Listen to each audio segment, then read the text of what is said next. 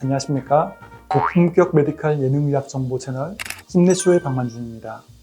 저번에는 정동 원장님이 자가골수 줄기세포 주사 치료에 대해 설명을 드렸죠.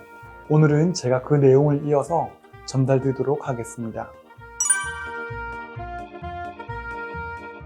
보건복지부에서 인증을 받은 줄기세포 치료로는 제대열 줄기세포 치료, 즉 카티스템과 연골에서 채취한 카티라이프라는 줄기세포가 있습니다. 그리고 자가골수 줄기세포 이 세 가지가 있는데요. 제대열 줄기세포 치료는 수술을 하게 되면 척추마취 혹은 전신마취를 하게 되고, 수술 후에는 6주간의 목발 사용이 필요하고 고가의 비용이 발생하는 단점이 있었습니다. 그러나 자가골수 줄기세포 주사는 주사 치료도 전신마취가 필요 없이 부분마취로 시행 가능하고 절개가 없어 다음날 바로 보행이 가능하다는 것이 큰 차이점일 수 있습니다. 무엇보다 비용이 제대열 줄기세포보다 3분의 1에서 2분의 1 정도로 비교적 저렴한 비용이 드는 것이 장점이기 때문에 환자나 의사의 부담이 줄었다고 볼 수 있겠습니다.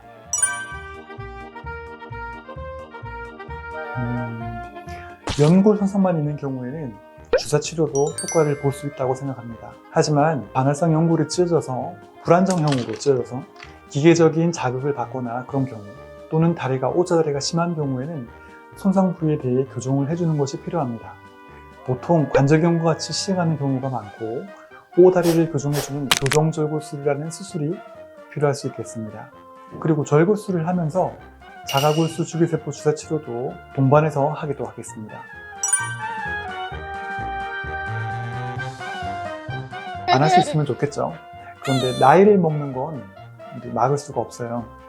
줄기세포 치료는 손상된 조직의 치료를 위해서 사용되는데, 조직의 재생과 통증을 완화를 위한 대안적인 접근법으로 노화를 완전히 막아줄 수는 없기 때문에 인공관절 수술 또한 추후에 필요할 수 있겠습니다. 아직까지는 심각한 관절 손상이나 연골 손상에 대해 여전히 인공관절 수술이 필요하기 때문에 치료 방향은 각 개인의 상태와 전문의 판단에 따라 결정되어야 하겠습니다.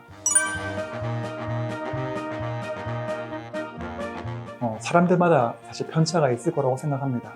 사람들의 활동도, 체중, 체형 이런 상태에 따라서 틀릴 거고요. 보통 시술 후 2주가 되면 줄기세포가 연골세포로 분화하면서 작용을 한다고 합니다. 6개월 정도 지나면 정점에 이르게 되고 이후 2년 동안 서서히 감소한다고 보고되고 있습니다. 그렇지는 않을 거고요. 그동안의 근력을 향상시키고 체중을 조금 감소시킬 수 있으면 무릎에 대한 부하가 사실 줄기 때문에 또 나아질 거라 생각이 들고요. 또 재생치료서 최대한 오래 쓰는 것이 목표이기 때문에 2년 후에 또다시 불편해진다고 하면 환자의 상태에 따라 다른 시술이나 자가골수 줄기세포 주사 치료를 재시행하는 것을 고려해 볼 수 있겠습니다. 시술 다음날 일상생활이 바로 가능하다는 것이 가장 큰 장점입니다. 이 치료는 절개를 통한 수술이 아닌 시술입니다.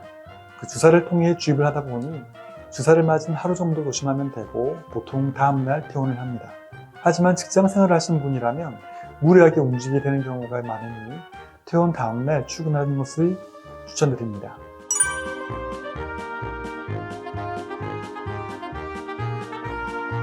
보통 무릎관절염 초기라면 약물이나 물리치료 또는 행동조절을 통해서 호전이 가능하지만, 중기 관절염 이상으로 넘어가면 진행 상태에 따라 근위경골 교정절골술 같은 수술적 치료가 필요할 수 있습니다. 자가골수 줄기세포 주사 치료는 초중기 무릎관절염 환자에게 효과적인 치료 옵션입니다. 또한 줄기세포는 정확히 치료해야 하는 부위에 주사하지 않을 경우 효과를 기대하기 어렵습니다. 오히려 잘못된 부위에 주사함으로써 해당 위치에 통증을 유발하고 감염 위험 역시 존재합니다.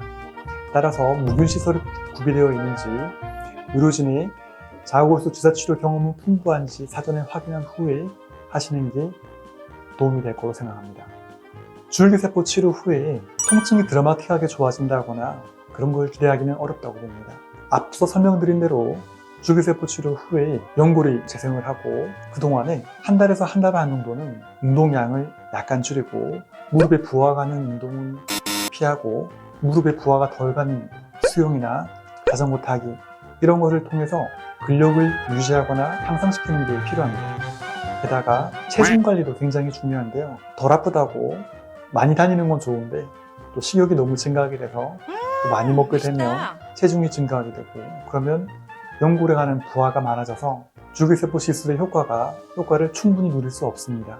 이상으로 무릎이 아프신 분들에게 도움이 되길 바라며 저희 유튜브 구독, 좋아요, 알림 설정 부탁드리고요. 궁금한 점이 있으면 아래 댓글로 남겨주십시오. 시청해주셔서 감사합니다.